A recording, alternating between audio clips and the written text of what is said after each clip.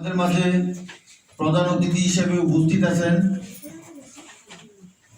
জনাব জাকিয়া পারভিন খানম এমপি মহোদয় এবং বঙ্গবন্ধু শেখ মুজিবুর রহমান ফাউন্ডেশনের সকল স্তরের নেতৃবৃন্দ, আসসালামু আলাইকুম।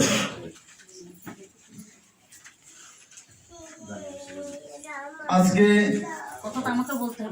এমন একজন মহান ব্যক্তির জন্মদিন আমরা উদযাপন করছি, হাজার বছরের শ্রেষ্ঠ বাঙালি জাতির জনক বঙ্গবন্ধু শেখ মুজিবুর রহমান।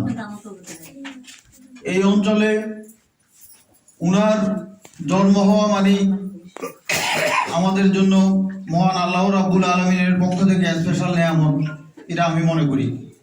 কারণ বঙ্গবন্ধুর জন্ম না হলে বাংলাদেশ স্বাধীন হতো না। বঙ্গবন্ধুর জন্মের কারণেই আমরা একটি স্বাধীন সার্বভৌম দেশ বাংলাদেশ পেয়েছি।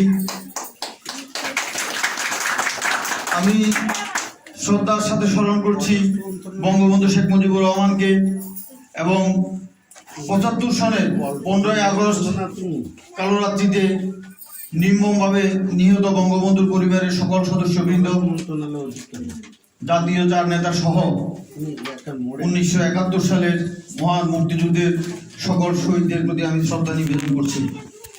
বক্তৃতা দিবেন আমাদের প্রধান অতিথি, আমরা ওনার কাছ থেকে বক্তব্য শুনব। আমি বঙ্গবন্ধু শেখ মুজিবুর রহমান ফাউন্ডেশনের উত্তরোত্তর সমৃদ্ধি কামনা করে আমি আমার বক্তব্য শেষ করছি। জয় বাংলা, জয় বঙ্গবন্ধু।